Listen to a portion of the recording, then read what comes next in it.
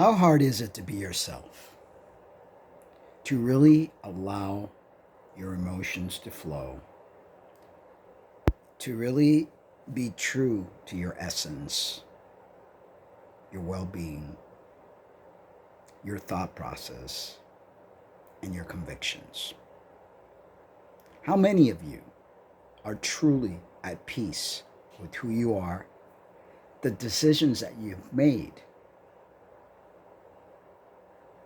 And if you wanted to change a course of action, how many of you feel the freedom to do so without worrying about the criticisms of others? Many of us live as slaves of our own existence. Not because you're not living in your truth because you don't want to, but because you feel you can't. Because you're afraid of being judged, being ridiculed,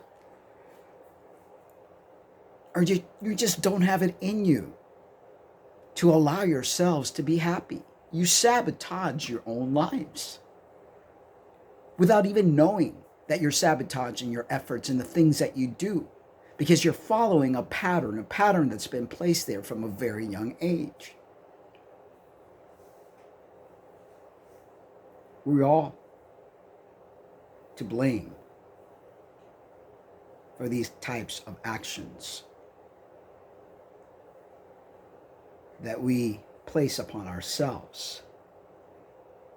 Yet, we are too afraid to look within and understand why we behave the way we do.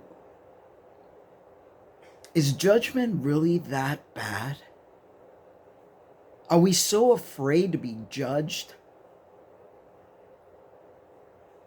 Why is that? Why have we been programmed to fear judgment, to fear any type of friction?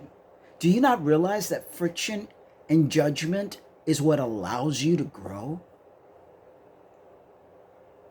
Why do we care so much what other people think of us? The sooner we learn to release that, the sooner we will find peace and happiness. Why is it that most men are afraid to cry? Why is it that most men are afraid, especially this day and age, to pursue their inner need and to allow their true character, their true personality to shine? Why is it that women are so afraid of wearing an apron and truly embracing certain things that they know are innate in them, but because they don't want to be seen as less than, because that's what they believe, that if a woman is seen in the kitchen, if a woman is doing something domestically, they're going to be seen as less than.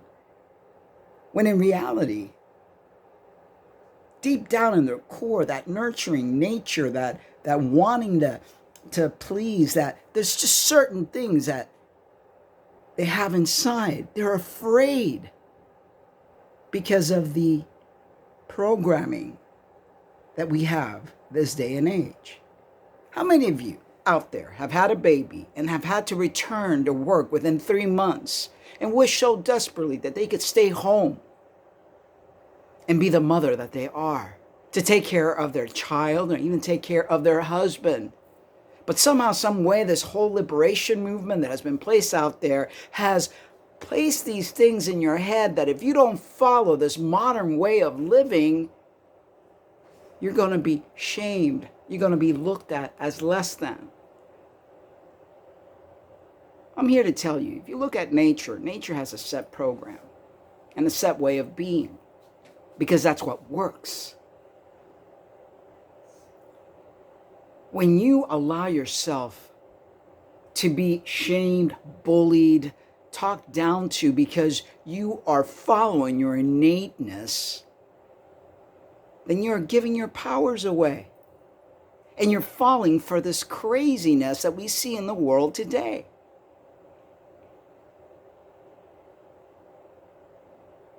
Learn to think for yourselves. Learn to embrace who you truly are by listening to your heartbeat, by listening to your breath, by listening to every cell in your body that is talking to you, but you are too busy watching that television, scrolling down that smart, quote unquote, phone that you have that is telling you how to live your life. Men, embrace your masculinity. It wasn't placed there just for decorations. Women, embrace that nurturing nature that you have. It was placed there for a reason. Don't fight it. Stop giving yourselves away. Stop being programmed by a system that just wants to use you so that you could buy their products, so that you could pay their taxes, so that they could live high in the hog while you're just a mere slave. It is important to realize what is happening to you in this world instead of just being some sort of robot. The time for awareness is now.